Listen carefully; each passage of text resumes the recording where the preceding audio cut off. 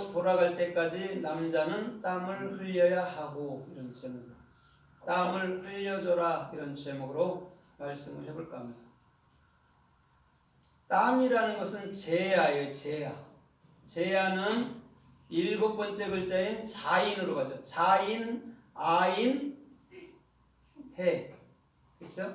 그럼 자인은 뭐라고 그랬어요? 7번째 글자인 자인은 십자가의 죽음으로 완성되는 거예요. 그렇죠? 십자가가 없이는 결단코 부활의 영으로 나아갈 수가 없어요. 그래서 하나님도 십자가에서 7로 돌아가신 거예요. 우리는 세상에서는 7자를 7번째 글자를 행운의 숫자라고 그러잖아요. 그리스도인들은 십자가에 나의 모든 생각과 방법이 죽는 거예요. 그게 자인이란 말입니다. 그걸 명령을 수행했다라고 얘기하는 거예요. 그럼 예수는 우리에게 올 때 어떻게 오냐면 십자가에서 자기가 죽으면서 나까지 끌어넣어서 거기서 십자가에 죽여요. 그게 자인이란 말입니다. 원래는 이 자인이 농기구라 있죠. 밭 가는 거. 그러면 우리의 옛 생각과 옛 마음, 옛 방법을 바꿔라야 되잖아요. 그렇죠? 그것을 자인이라고 얘기한단 말이에요. 그 다음에 두 번째는 아인이라고 있죠. 그럼 구원이 어떻게 주어지냐면 예수와가 십자가에 죽고 그리스도가 내 안에 들어온 것을 구원이라고 얘기를 해요. 그러면 구원은 예수와가 준 게 맞죠. 그렇죠? 자기가 십자가에 돌아가시고 또 우리 안에 들어온단 말입니다. 그 다음에 해는 그것으로 인해서 뭐가 돼요? 실존이 되는 거예요. 그걸 땀을 흘려줘라 이런 얘기를 하는 거예요. 그러면 이 땀이라는 것을 어떻게 성경에서 말씀하는가가 우리가 좀 살펴보면서 은혜를 받아보도록 하겠습니다. 누가복음 22장에 보면 22장 44절에 보면 예수님께서 겟세마네 동산에서 기도를 해요. 기도를 하는데 땀방울이 뭐가 된다고 그래요? 핏방울이 됐대요. 그럼 여기서 땀이 제야란 말입니다. 그럼 핏방울이라는 것은 뭐냐면 담이에요. 담은 뭐냐면 달렛과 맴이란 말이에요. 그럼 피는 곧 뭐예요? 피는 맴을 갖고 있으니까 진리죠. 그래서 십자가에 죽으시면서 우리 주님은 땀과 피를 우리 안으로 흘려주신 거란 말이에요. 그럼 보세요. 이 육체가 바사르잖아요. 바사르가 뭐라고 그랬어요? 성경 66권인데 그곳에서 뭐가 되는 거죠? 진리가 흘러나와야 되는 거예요. 그러면 여러분들 땀샘이 열리면 땀이 흘러나오죠. 그럼 땀샘이 몸에 얼마나 많을까요? 땀샘 엄청나죠. 그렇죠? 온몸에서 다 나오죠. 그러면 성경 말씀은 반드시 여러분들 입을 통해서 진리를 흘려줘야 된다는 거예요. 그래서 눈에서는 눈물이 나고 입에서는 침이 흐르고 코에서는 콧물이 흐르고 귀에서는 물이 흘러요, 안 흘러요? 예? 흘러요. 어느 때 흘릴까요? 귀에서는 고막 터졌을 때 흘러요. 다 흘러요. 그러면 이 지금 땀이라는 것은 그냥 네가 땀 흘려야 네가 밥을 먹을 거야 그런 얘기가 아니에요. 우리 이 바사르라는 우리 육체는요 복음만을 흘려줘야 되는 거예요. 그래서 소변도 보고 대변도 보고 다 빠져나가게 만들어버리는 거예요.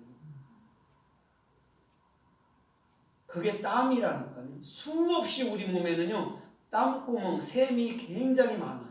거기서 동글동글하게 맺혀서 흘러내려 조금 더 가면 동글동글합니다. 그게 뭐예요? 사랑 말씀인 거예요. 그래서 우리 주님께서는 겟세마네 동산에서 창세기 3장 19절의 땀을 정확히 설명하는 거예요. 내가 너를 위해서 피를 또 진리를 다 쏟아줄 거야. 그 얘기를 우리 주님은 하고 있단 말입니다. 그러면 제야라는 것은 우리가 말씀을 시라고 그러잖아요. 그죠? 사람도 씨라고 그러고.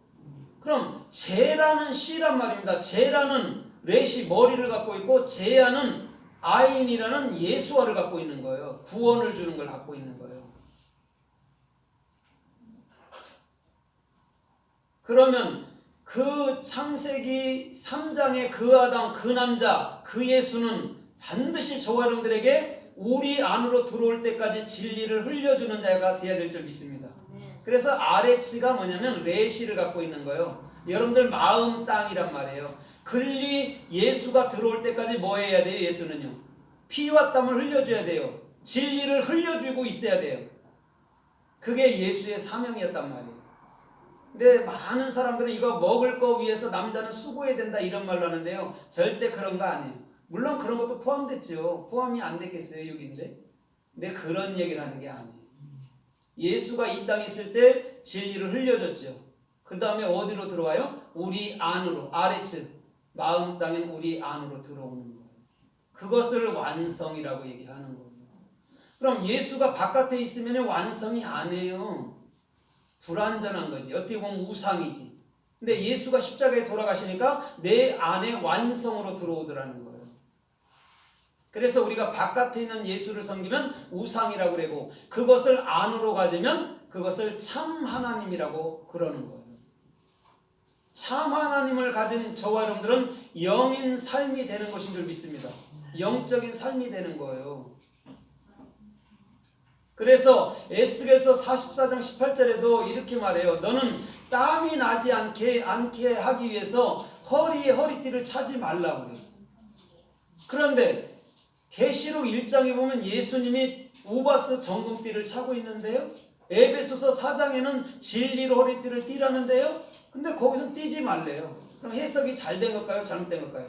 잘못된 거예요. 진리의 허리띠를 띠어야 되는 거예요. 그래야 땀이 나요, 안 나요? 땀이 나죠. 진리를 흘려주는 그런 삶이 되는 것이죠. 근데 거꾸로 번역을 해놓은 거란 말입니다. 저와 여러분들은 반드시 진리를 흘려주는 그런 참된 삶이 되기를 주님의 이름으로 부탁드립니다. 그러면 예수님께서는 지금 땀과 피를 동시에 얘기하고 있단 말입니다. 이건 뭐냐면 진리의 성령을 얘기하는 거예요. 그러면 자 보세요. 창세기 4장 10절에 보면 아벨의 핏소리가 어디서부터 호소한다고 그래요? 땅, 아레츠. 여러분들 마음속에 있대요. 그럼 피라는 진리의 사역은, 담이라는 진리의 사역은 반드시 저와 여러분들 마음으로부터서 입을 통해서 진리는 흘러가는 것인 줄 믿습니다. 그것이 땀의 의미란 말이에요. 그래서 코에서도 압이 너무 차면 자동적으로 코피가 나게 돼 있는 거예요. 만약에 코피를 흘리지 않으면 잘못하면 죽어요. 코피가 나야 되는 거예요. 자동적으로. 그래서 코에는 피가 나는 거예요.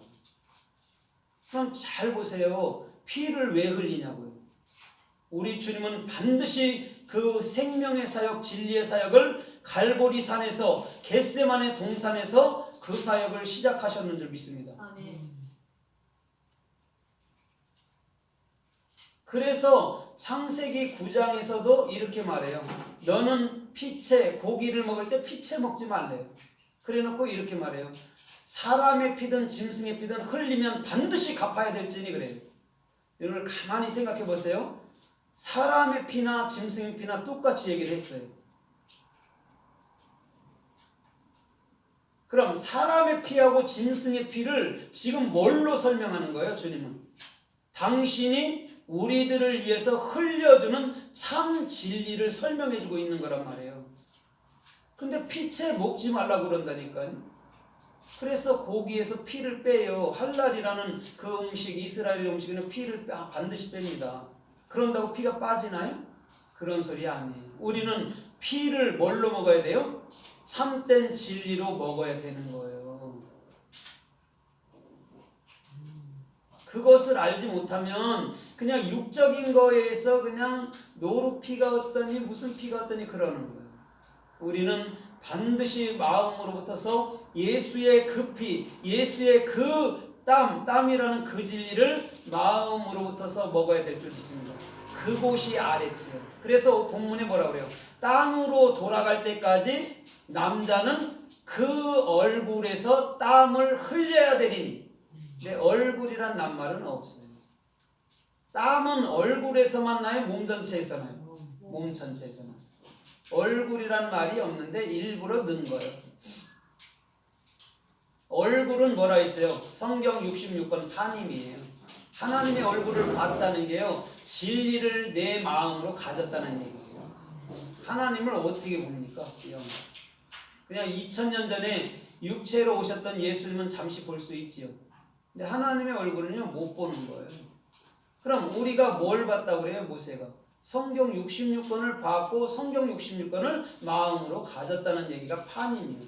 그래서 저번에 얼굴에 설명했잖아요. 반쪽을 딱 나누면 한쪽은 한쪽 코, 입 반쪽 이렇게 있지만 하나로 뭉쳐놓으면 두 눈이 하나로 보고 두 코가 한 코로 숨을 쉬고 두 귀가 한 말로 듣고 그런다 했잖아요. 그게 성경 66권이라니까요. 그럼 얼굴이 하나지 두 개예요? 성경이 하나지 두 쪽이냐고? 한쪽이지. 오늘 저와 여러분들의 중심은 반드시 제야라는 땀을 흘려야 될 줄 믿습니다. 네. 진리를 흘려주는 자가 돼야 되는 거예요. 이 땅에 사는 동안은 그거예요. 그냥 여자는 아기 낳는 고통을 주고 남자는 땀 흘리 그런 거 안 해요. 당연히 아기를 낳아야 돼요. 그렇죠? 당연히 아기를 낳아야 되고 그리스도인도 당연히 예수아를 낳아야 되는 거예요. 그게 고통입니까? 아니에요. 기쁨인 거예요. 진리를 흘려주는 게 나쁜 거예요? 기쁨인 거예요? 왜? 지옥 같은 세대에서 어떻게 해요? 천국으로 바꿔주니까 기쁜 거예요. 근데 지옥을 더 지옥되게 만들어버리네, 율법주의자들은. 그러나 하나님은 한 번도 그런 율법의 행위를 가르치라고 한 적이 없는 줄 믿습니다. 아멘. 그래서 주님께서는 출애굽기 7장에 들어가면서 첫 번째 기적을 뭘로 베풀어요? 애굽의 하숫가에 가서 지팡이로 치니까 뭐가 돼요? 애굽 하숫가가 피가 됐어요. 예수님의 생명, 예수님의 진리만을 얘기한단 말입니다. 첫 번째 기적이란 말이에요. 그러면 예수님의 죽으심으로 또 예수님의 살으심으로 내 안에 들어오심으로 10가지 재앙이 완성된 것인 줄 믿습니다. 아멘. 그래서 피가 먼저 나가는 거예요. 그랬더니 파리, 개구리, 메뚜기 하니까 다 재앙으로만 생각하는 거예요. 파리, 메뚜기, 이가 다 우리 예수 그리스도인데. 그래서 예수님은 뱀으로도 오시고 이로도 오시고 메뚜기로도 오시고 개구리도 오시고 그걸 알아볼 눈이 어디 있냐고. 그거를 알아볼 눈을 주께서 달아줘야 될 줄 믿습니다. 그것을 들을 수 있는 귀를 달아줘야 되는 거예요. 그거 아니면 백날을 얘기해도 못 듣고 못 알아요. 그러면 누구만을 대적해요? 그 사람들은요? 하나님을 대적하는 거예요. 그게 그것을 사탄이라고 얘기하는 거예요. 사탄은 대적자예요. 내 생각 갖고